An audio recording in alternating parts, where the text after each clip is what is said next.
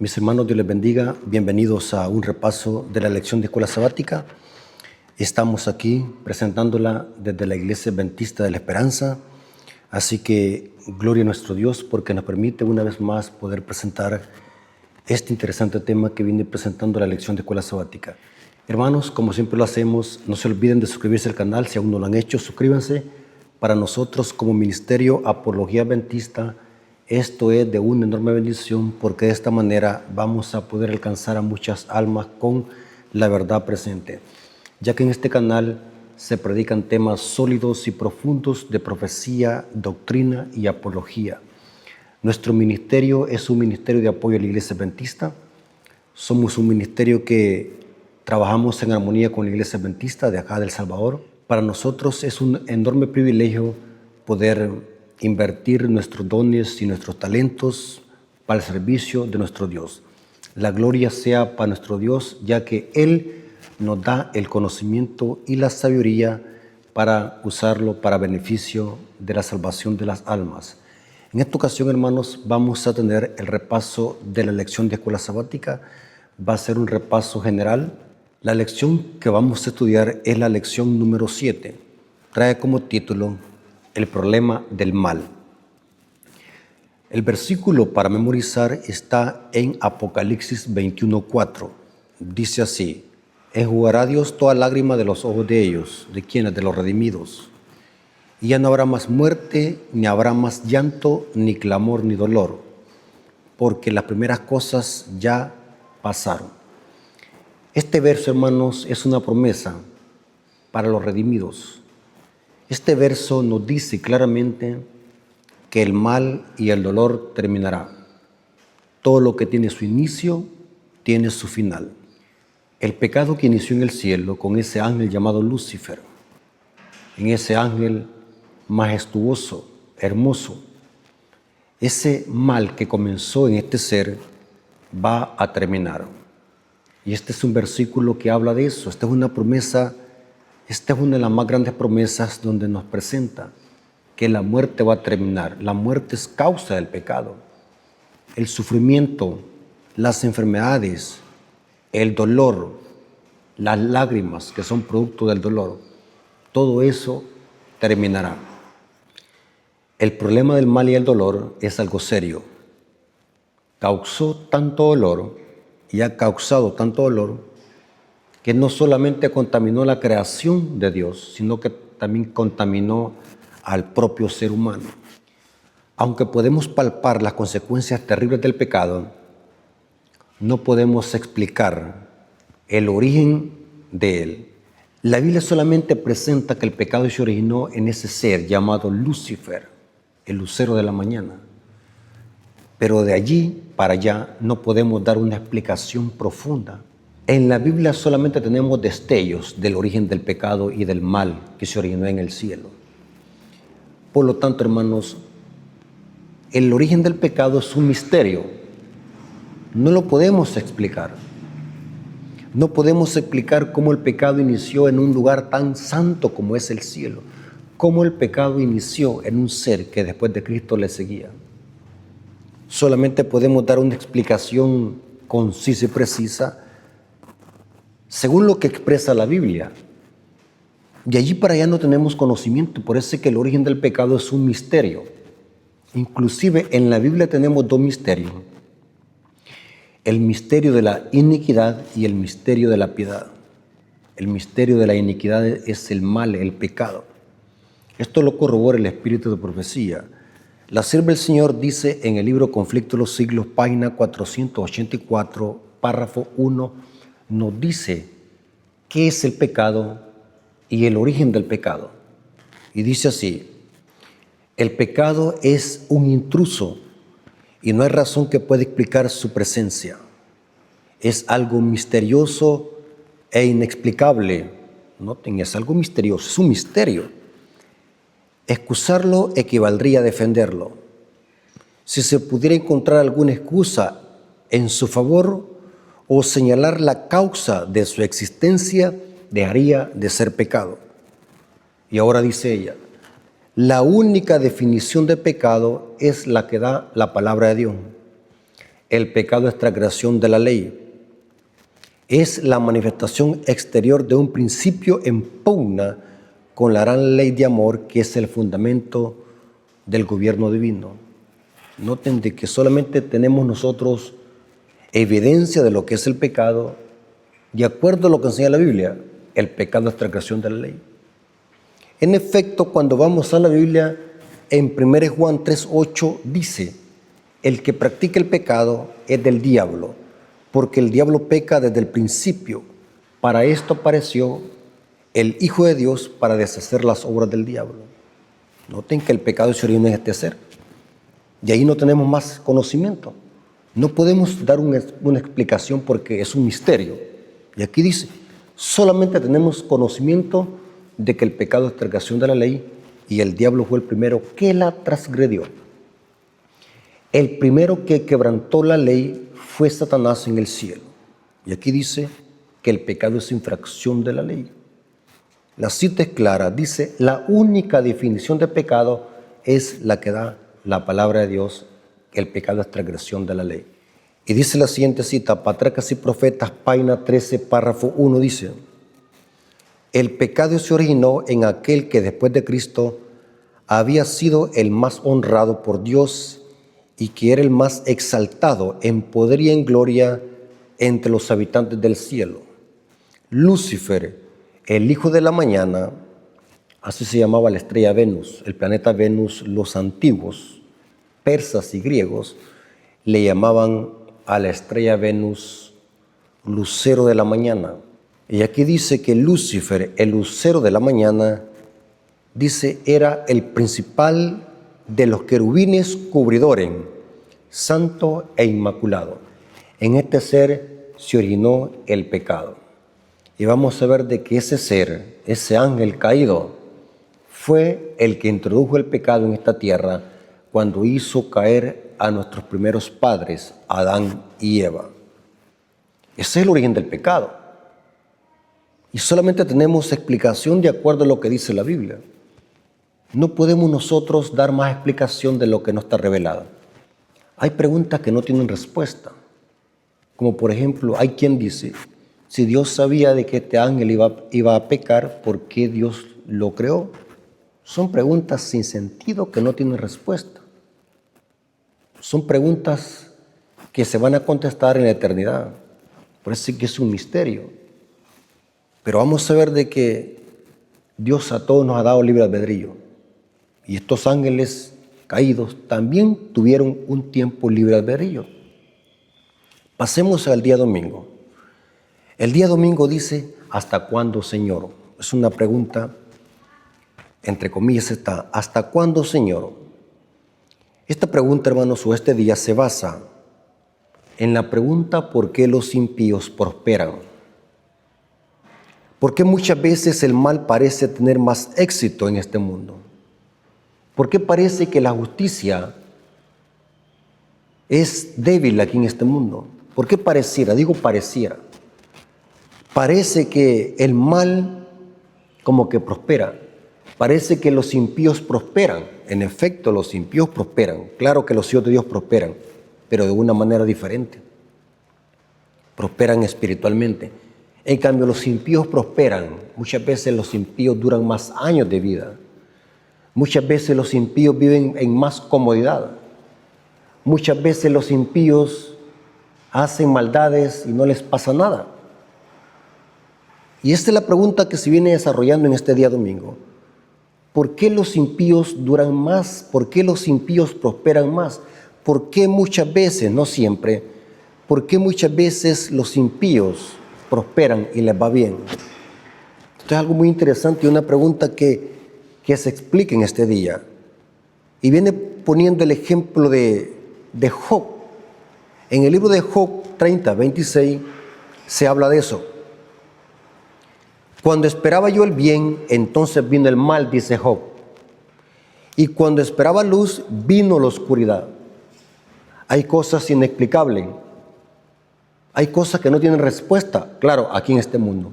Pero Dios tiene respuesta y esas preguntas van a ser respondidas en la eternidad. Una de esas preguntas, ¿Por qué los hijos de Dios, entre más fieles son, sufren más en esta tierra? ¿Por qué algunas veces los hijos de Dios mueren con muertes atroces? ¿Por qué los hijos de Dios sufren más que los impíos? Son preguntas que no tienen explicación. No tienen explicación. ¿Por qué Dios permitió que Juan el Bautista, el mayor de los profetas, murió decapitado? ¿Por qué hijos de Dios sufren más que los impíos? ¿Por qué los hijos de Dios algunas veces mueren de cánceres? ¿Por qué los hijos de Dios mueren algunas veces acribillados o tienen accidentes atroces? Son preguntas que no tienen respuesta. Y el siervo Job se quejaba de eso. Algunas veces suceden cosas en este mundo que no tienen explicación. Suceden porque suceden. ¿Hay respuestas? Sí, solamente Dios tiene esa respuesta. Nosotros como seres caídos, con mente finita, no podemos dar respuesta a eso. Como por ejemplo, yo recuerdo una vez que mi papá estaba jugando con piedrecitas, de tirar piedrecitas así. Y de repente yo recuerdo que salió un pollo corriendo solamente a que le cayese una piedrita de esas que mi papá estaba tirando así al azar, como jugando. Y cabal le fue a caer el pollo en la cabeza y murió. Son cosas que no tienen respuesta. ¿Qué pasó ahí? No sabemos qué es lo que pasó ahí. Hay cosas inexplicables. Y como les dije, cosas inexplicables. ¿Por qué los hijos de Dios sufren tanto y los impíos prosperan? Y aquí dice, y eso está diciendo aquí el siervo Job: cuando esperaba yo el bien, entonces venía el mal. Y cuando esperaba la luz, vino la oscuridad. Es importante, hermanos, tener en cuenta también que nosotros vivimos en medio de un conflicto que se desata en esta tierra. Y es importante saber, hermanos, de que en un conflicto a cualquier soldado le puede caer una bala, un proyectil. Eso significa que los hijos de Dios también pueden enfermarse, pueden sufrir, pueden morir de enfermedades atroces. Los hijos de Dios también lloran. Los hijos de Dios también pueden pasar una situación económica. Los hijos de Dios también pueden experimentar la muerte de un ser querido. Porque los hijos de Dios sufren también en esta tierra. Porque estamos en un conflicto entre el bien y el mal. Y Job parece que se queja y tiene razón. Porque nosotros en la agonía algunas veces nos hacemos ese tipo de preguntas. Señor, ¿por qué permitiste esto? ¿Por qué no le pasó a otra persona esto? ¿Por qué permitiste que a mi hijo le pasara esto? ¿Por qué permitiste que a mi esposa le pasara esto? ¿Por qué permitiste que a mi familia le pasara esto? ¿Acaso no eran fieles tus hijos? ¿Acaso la esposa y la familia del predicador, mientras andaba él predicando el evangelio, no era justo que tú cuidaras a su familia? Pero fueron muertos, soterrados en un terremoto. Son preguntas que no tienen respuesta para nosotros, pero para Dios sí hay respuesta, hermano. Y debemos de guardar silencio. Hay que guardar silencio, hermanos, y esperar de que Dios nos conteste esa respuesta, que tarde o temprano van a ser respondidas. Dice acá en el comentario del día domingo: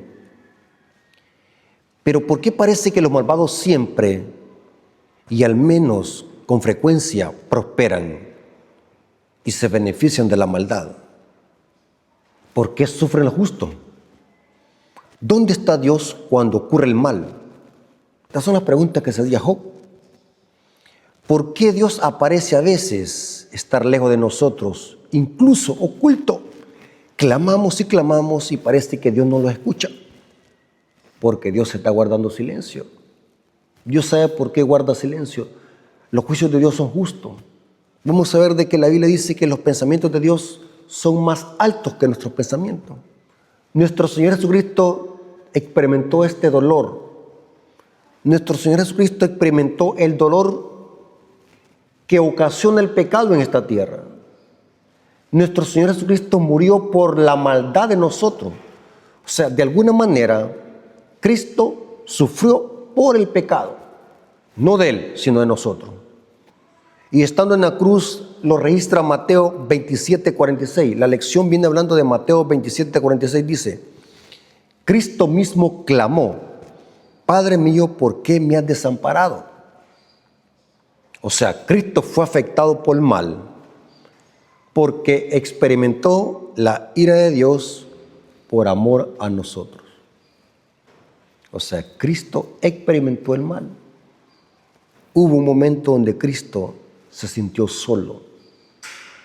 Hubo un momento donde Cristo sintió angustia, esa misma angustia que todos nosotros quizás alguna vez hemos experimentado.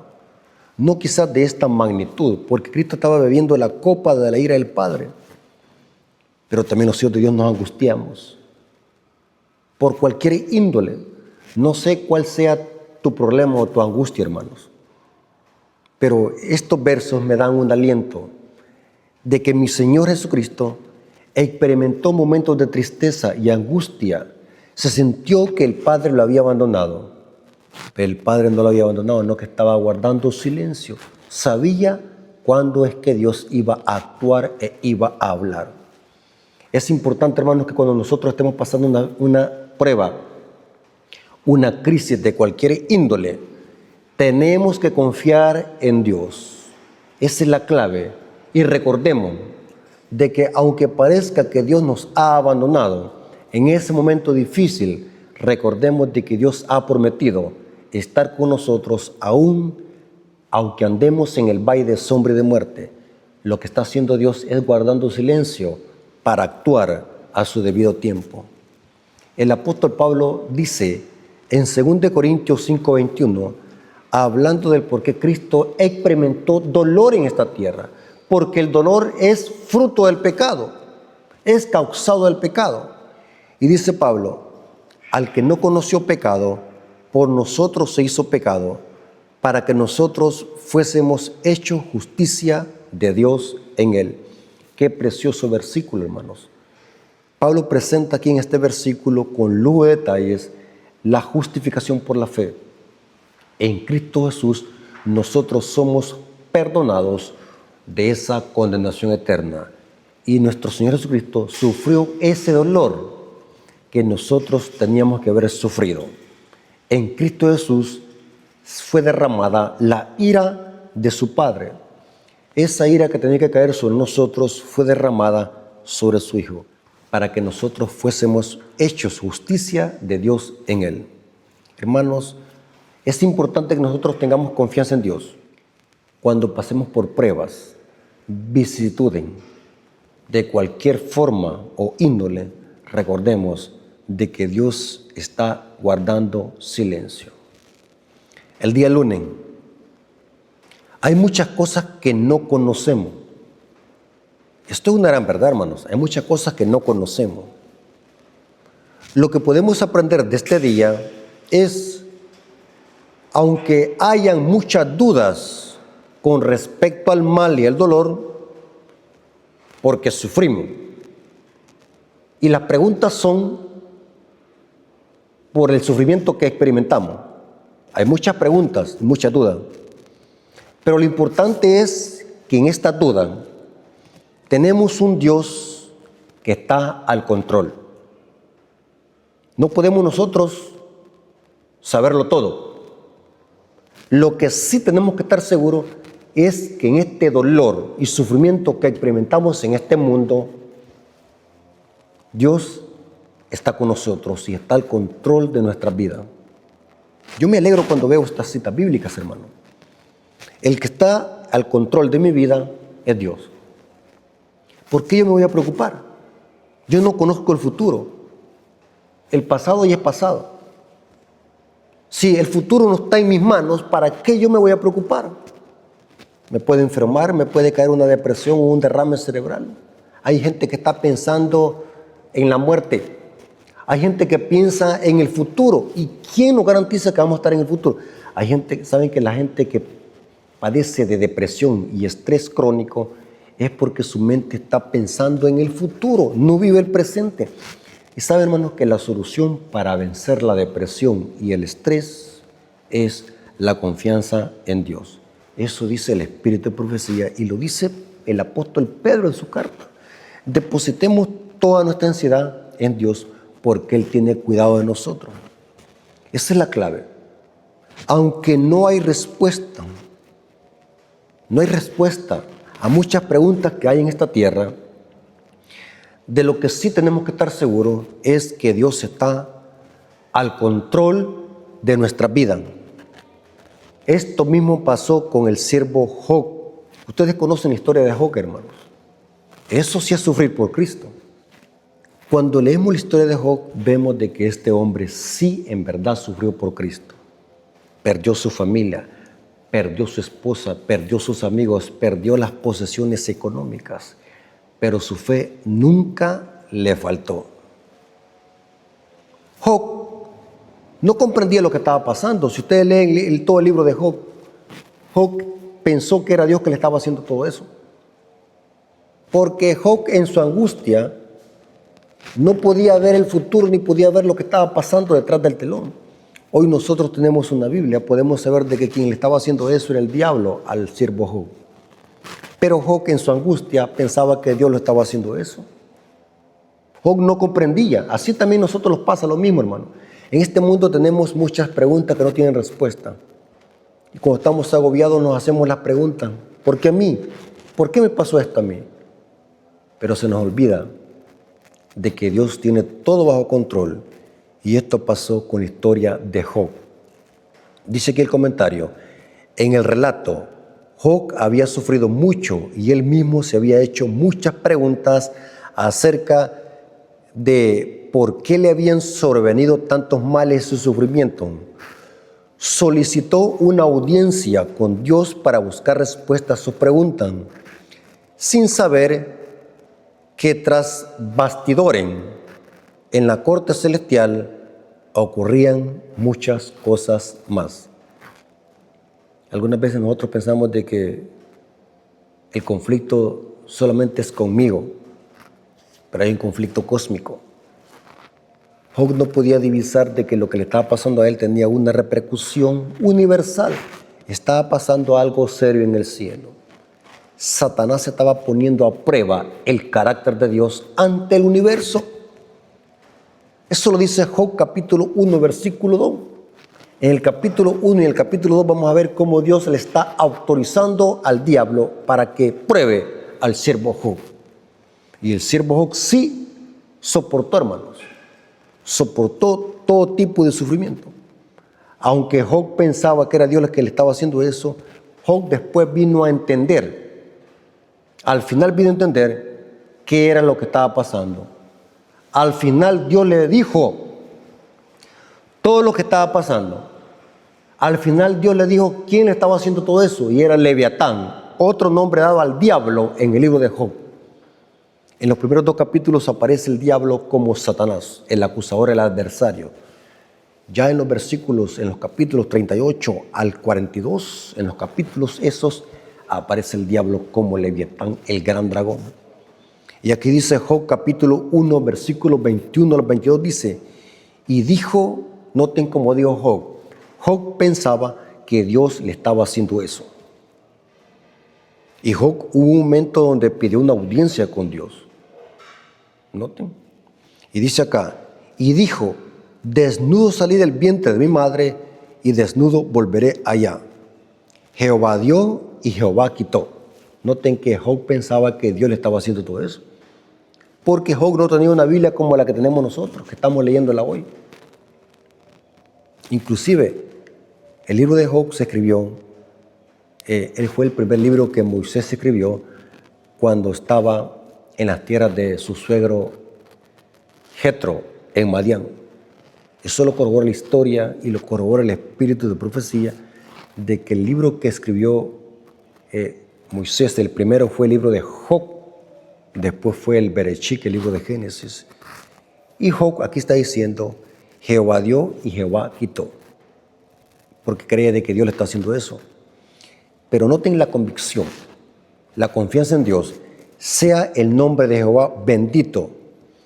En todo esto no pecó Job, ni atribuyó a Dios despropósito alguno. Noten que aunque Job tenía muchas preguntas y pidió una audiencia con Dios, porque Job pensaba que Dios le estaba haciendo eso, Job confió en que Dios sabía lo que estaba haciendo. Aquí dice, Jehová dio, Jehová quitó. Y noten la respuesta categórica de Job. Esta es una respuesta que aplaca sus preguntas. Noten que esta es una respuesta que aplaca todas las dudas y preguntas de Job. Jehová dio y Jehová quitó. Plena confianza en Dios. Aunque Job no sabía lo que estaba pasando, Job está confiando en Dios. Y al final Job todo lo llegó a comprender. Mire qué impresionante el libro de Job. El libro de Job tiene un prólogo y un epílogo. Al final Job llegó a comprenderlo todo porque Dios le dijo todo lo que estaba pasando. Job 42, versículo 23. ¿Quién es el que oscurece el consejo sin entendimiento? Por tanto, yo hablaba lo que no entendía. ¿Notan lo que está diciendo Job aquí? Yo hablaba lo que no entendía. Yo me quejaba de lo que no entendía. Cuando el doctor le dice a alguien, tenés cáncer, empezamos a hacernos las preguntas y la mente empieza a trabajar. Job le pasó lo mismo, hermanos. Job está diciendo, yo hablaba y no entendía. Más de 39 capítulos del libro de Job, Job está hablando y hablando y hablando. En la agonía de su enfermedad y de su sufrimiento, Job hablando y hablando y hablando.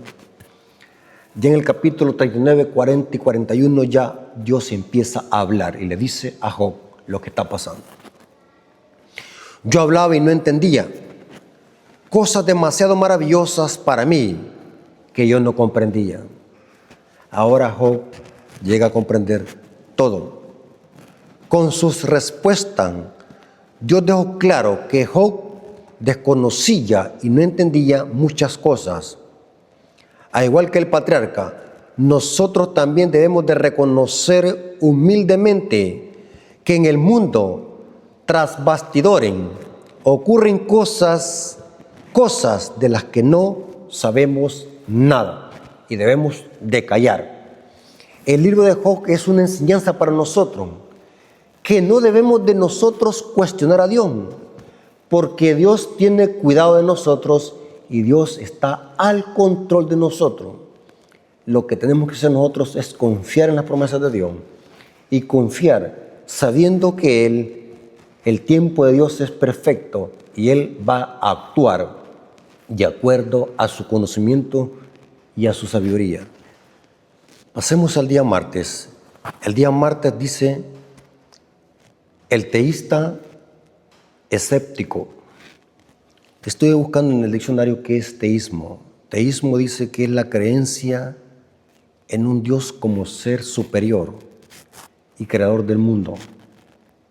Este es el teísmo, pero aquí dice el teísta escéptico. Dice aquí, en Isaías 55, 8 y 9, dice algo muy interesante. El Señor ha dicho, este verso que vamos a leer presenta que el conocimiento de Dios es más superior que el conocimiento intelectual del ser humano. Lo que Dios piensa no es lo mismo que nosotros pensamos. Eso dice Isaías 55, 8 al 9. El Señor ha dicho, mis pensamientos no son los pensamientos de ustedes, ni son sus caminos mis caminos. Así como los cielos son más altos que la tierra, también mis caminos y mis pensamientos son más altos que los caminos y pensamientos de ustedes. Noten, hermanos, Dios es soberano. No podemos medir a Dios de acuerdo a nuestra sabiduría. Los propósitos de Dios son más altos que nuestros pensamientos. Dios es el Rey del universo. Dios está sobre toda la creación. Dios conoce el pasado, el presente y el futuro. Dios está fuera del tiempo. Dios es eterno. Dios es Olán. Por lo tanto, debemos de confiar en Dios plenamente, porque sus caminos son mejores que los de nosotros, son más sublimes, son más altos.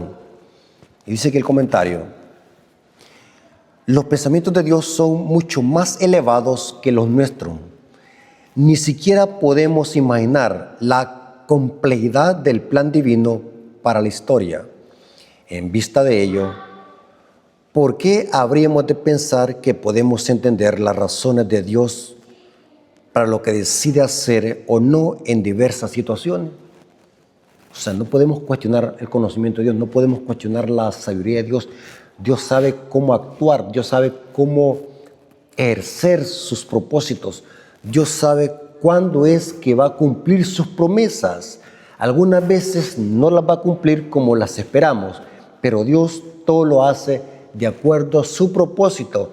Muchas veces nosotros queremos manipular a Dios a través de la oración. No podemos manipular. Por eso es que tenemos que decirle a Dios siempre, hágase tu voluntad.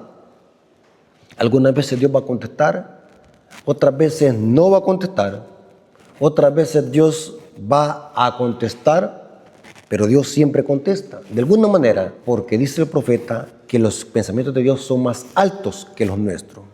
Y claramente, en el Salmo 73, ahí se cita el Salmo 73, el salmista estaba profundamente preocupado por la maldad existente en el mundo. Noten, preocupado. Como ser humano nos preocupamos también.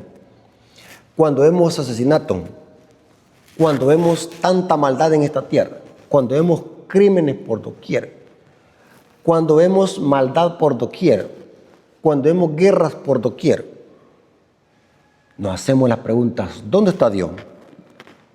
Pareciera que Dios se fue de este mundo y nos dejó aquí a la deriva. Pero dice que el salmista en el capítulo 73 o en el Salmo 73, el salmista estaba profundamente preocupado por la maldad existente en el mundo. Miraba a su alrededor, veía prosperar a los malos. Todo le parecía injusto. No tenía respuesta para ello. Se preguntaba si valía la pena creer y servir a Dios. Y dice aquí que el salmista llegó a comprender plenamente los planes de Dios hasta que entró en el santuario, que proporciona parte de la clave para el problema del mal, ya que allí un juez justo, ya que allí en el santuario, allí hay un juez justo que ejecutará su juicio y hará justicia a su debido tiempo.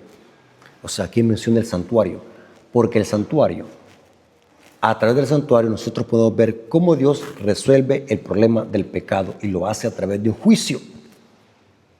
Para comprender cómo Dios resuelve el problema del pecado y cómo Dios va a aniquilar al final el pecado y a Satanás, es importante que nosotros conozcamos el santuario, porque el santuario revela el plan de salvación.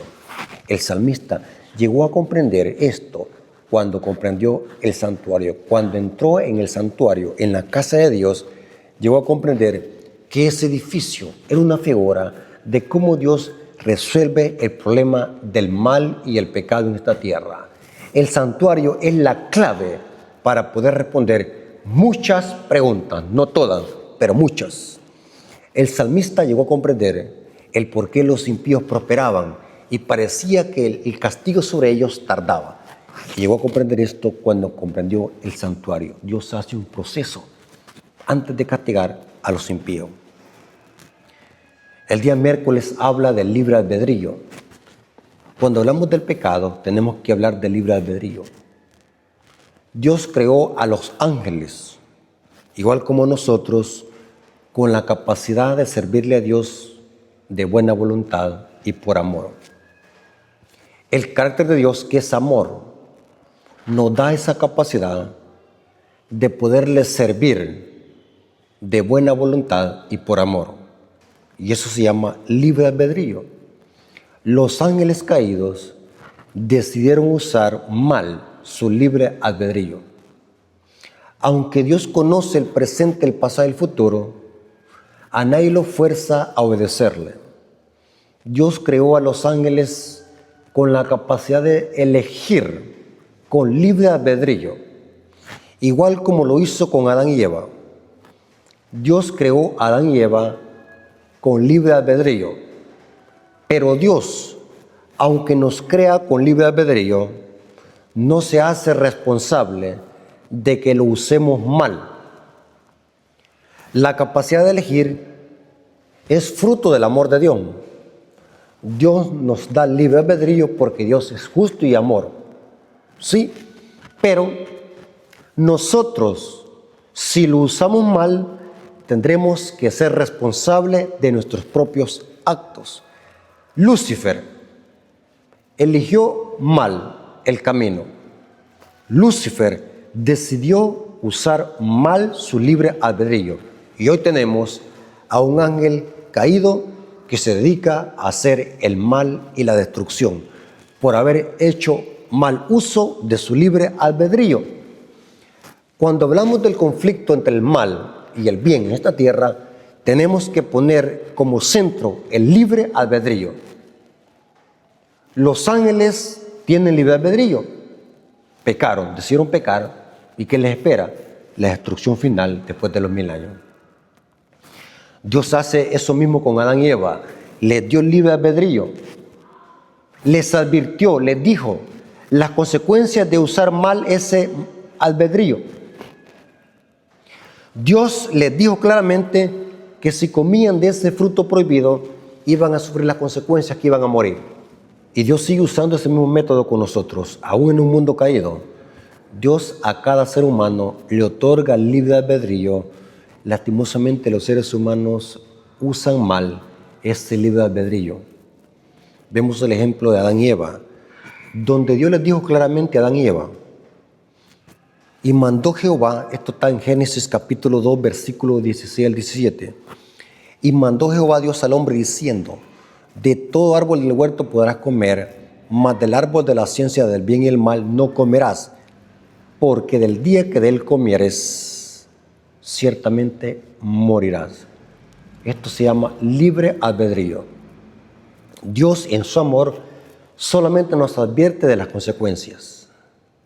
De nosotros somos responsables, nosotros somos los responsables de hacer mal uso de ese libre albedrío. ¿Y qué pasó con Adán y Eva?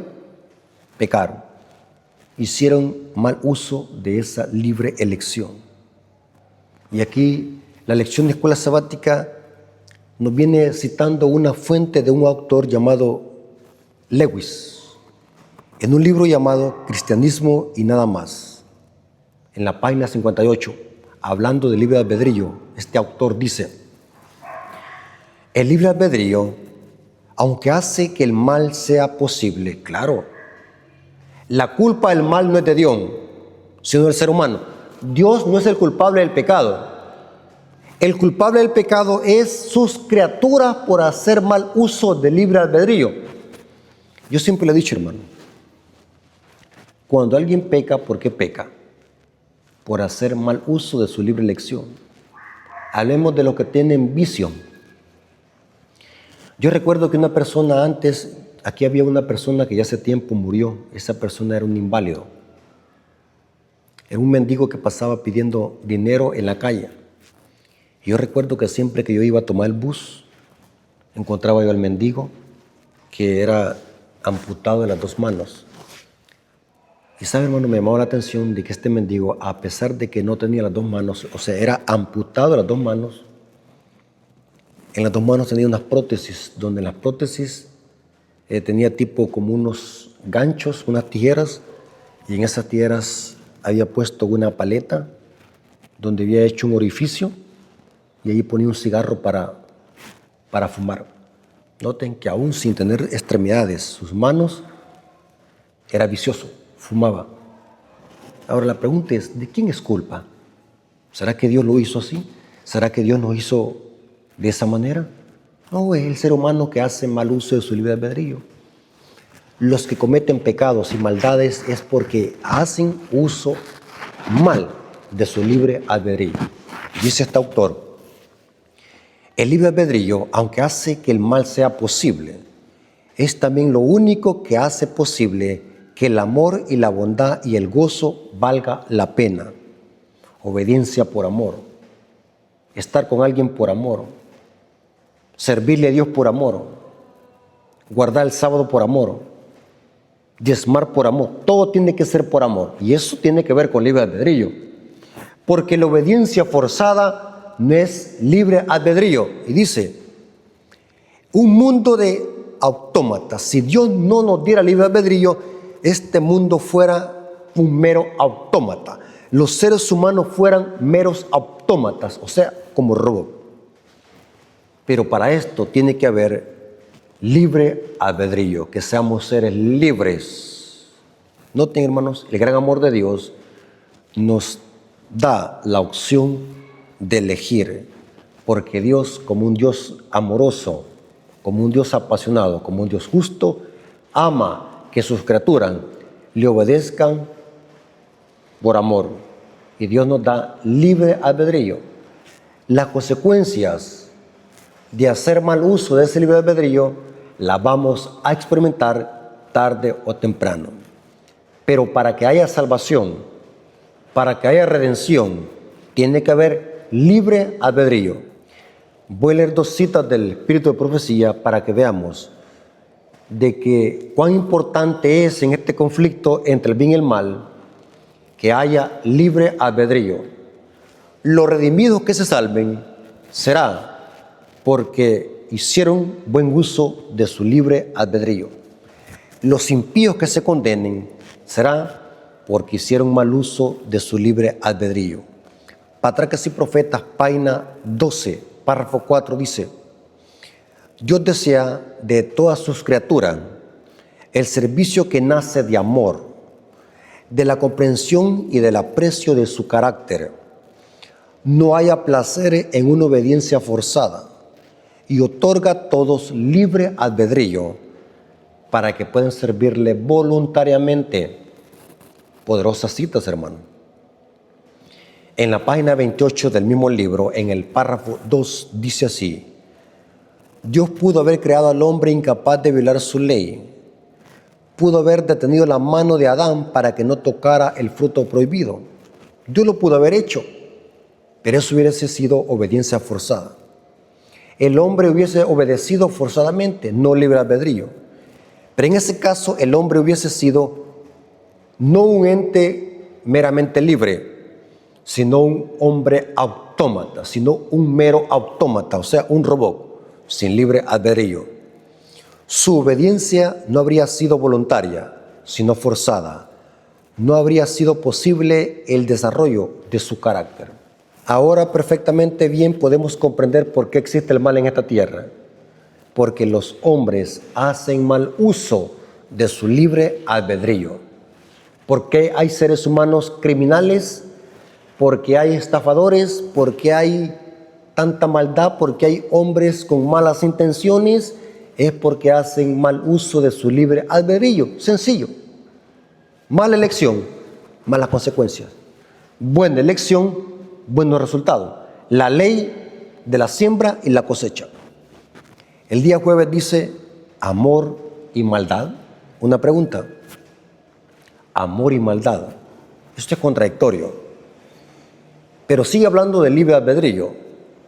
El día jueves, como que es complemento del día miércoles, dice: Dios ha concedido a sus criaturas el libre albedrío porque este es necesario para que exista el amor. El mal uso del libre albedrío es la causa del mal. Esto pasó con el diablo. Satanás fue creado perfecto, pero él usó mal ese libre albedrío. Apliquemos eso a nosotros. Nadie nace corrompido. Nadie nace corrupto. Nacemos con una tendencia al mal, pero de nosotros depende si hacemos mal uso de este libre albedrío. Nadie nació borracho, nadie nació mal hablado, nadie nació odioso, nadie nació chismoso, nadie nació criminal. Las personas se hicieron porque así lo decidieron. No hay para dónde, hermano. Y eso viene dando la lección. Dice, aunque el mal debe ser destruido, Dios lo hace a su debido tiempo. La siguiente cita nos ayuda a entender esto. El mal es fruto de la mala elección y de hacer mal uso del libre albedrío. Pero Dios, como es un Dios justo y amoroso, no ejecuta sus juicios de una sola vez, sino que lo hace a través de un proceso, a través del santuario, lo vimos. Y hay una cita aquí en el Espíritu de Profecía que nos dice de que por causa del pecado es que existe la maldad en esta tierra, porque el hombre ha hecho mal uso del libre albedrío. Este mundo está lleno de las tinieblas de Satanás, porque el ser humano se ha entregado voluntariamente al servicio de Satanás. Dice acá, el deseo de toda la gente es página 13. El ejercicio de la fuerza es contrario a los principios del gobierno de Dios. O sea, Dios no necesita hacer la fuerza para convencer al pecador. Dios nos da libre albedrío. El diablo es que usa la fuerza para que nosotros lo obedezcamos. Usa el terror, usa la persecución, usa la intimidación. Dios no usa la fuerza y dice, el amor no puede ser exigido, no puede ser obtenido por la fuerza o la autoridad. El amor se despierta únicamente por el amor. El conocer a Dios es amarle. Su carácter debe ser manifestado en contraste con el carácter de Satanás. Noten que Dios obra por amor. En nosotros como creación de Dios también tenemos que obedecerle por amor. En el día jueves hay algunas citas bíblicas que nos presentan de que el mal terminará. El apóstol Pablo tenía claro este concepto. Esta confianza en Dios tenemos que tenerla nosotros, hermanos. Y dice el apóstol Pablo en Romanos 8:18, pues tengo por cierto que las aflicciones de este tiempo presente no son comparables con la gloria venidera que en nosotros ha de manifestarse. Dios tiene un propósito. El tiempo de Dios es perfecto. Y también tenemos la cita que está en Apocalipsis 21, 3-4, que es el verso de memoria. Dice, y oí una gran voz del cielo que decía, he aquí el tabernáculo de Dios con los hombres, y Él morará con ellos, y ellos serán su pueblo, y Dios mismo estará con ellos como su Dios. Enjugará Dios toda lágrima de los ojos de ellos, y ya no habrá más muerte, ni habrá más llanto, ni clamor, ni dolor, porque las primeras cosas pasaron. Hermanos, qué bendita esperanza para los hijos de Dios, para los redimidos y para los que venzan en el nombre de Cristo. Hermanos, vale la pena seguir a Cristo, vale la pena estar con el vencedor. Hermanos, pidámosle a Dios fortaleza para que nos capacite y que tengamos fe en sus promesas. Pidámosle a Dios que nos dé fe, como los discípulos pidieron a Dios que les diera fe. Confiemos en las promesas. El deber de nosotros es perseverar hasta el fin y traer a otras almas a los pies de Cristo. Dios les bendiga, hermanos, y que la honra y la gloria sea para nuestro Dios. Amén.